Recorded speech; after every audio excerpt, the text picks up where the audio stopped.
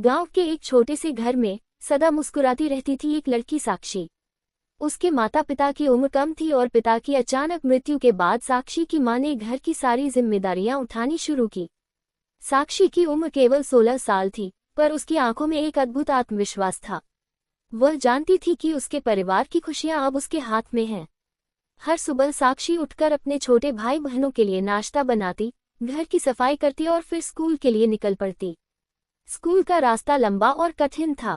हर दिन वह गीली सड़क, धूप और ठंडी हवाओं से जूझती, लेकिन उसकी मेहनत और लगन के सामने ये सभी कठिनाइयां छोटी लगती थीं।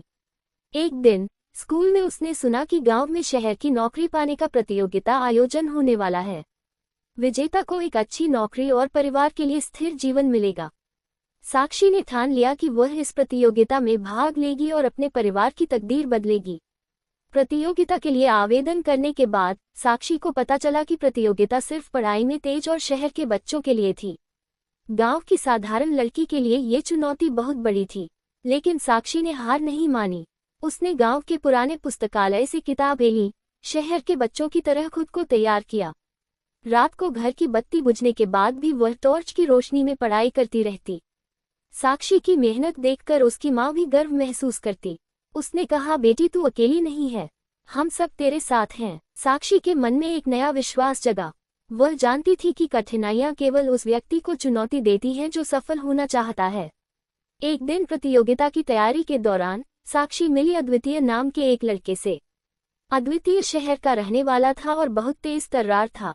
शुरू में साक्षी को लगा कि अद्वितीय उसका मजाक उड़ा सकता है, लेकिन अद्वितीय ने उसकी मेहनत देखकर कहा, तुम सच में काबिल हो साक्षी, अगर तुम चाहो तो मैं तुम्हारी मदद कर सकता हूँ।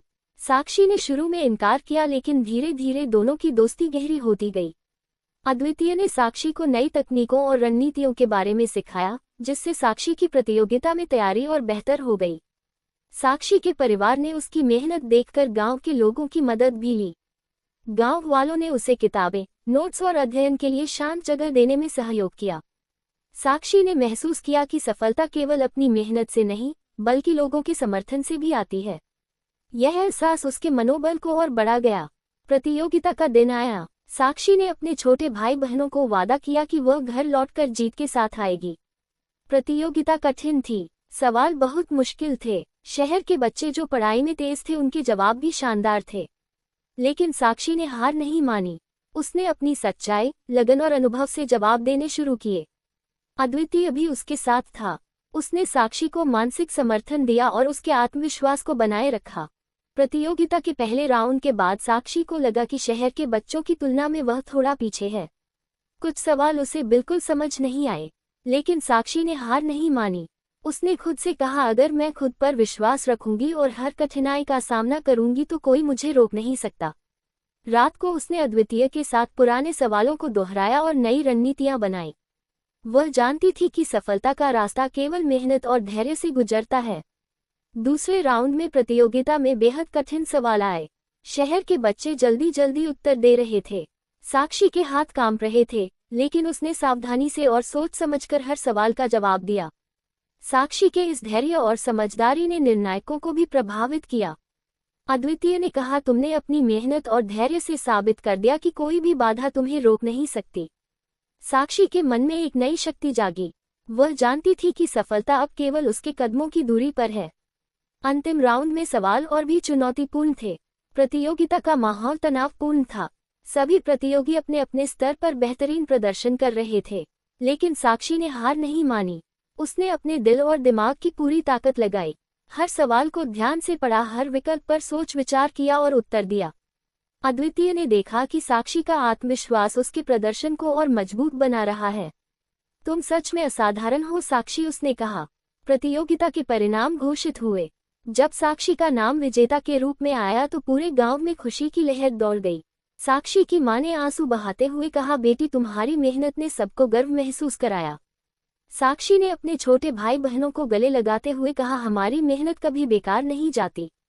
जब हम ईमानदारी और धैर्य से काम करते हैं तो सफलता हमेशा हमारे साथ होती है। गांव के लोग भी साक्षी की कहानी से प्रेरित हुए। उन्होंने देखा कि एक साधारण लड़की भी कठिन मेहनत और आत्मविश्वास से असाधारण काम कर सकती है।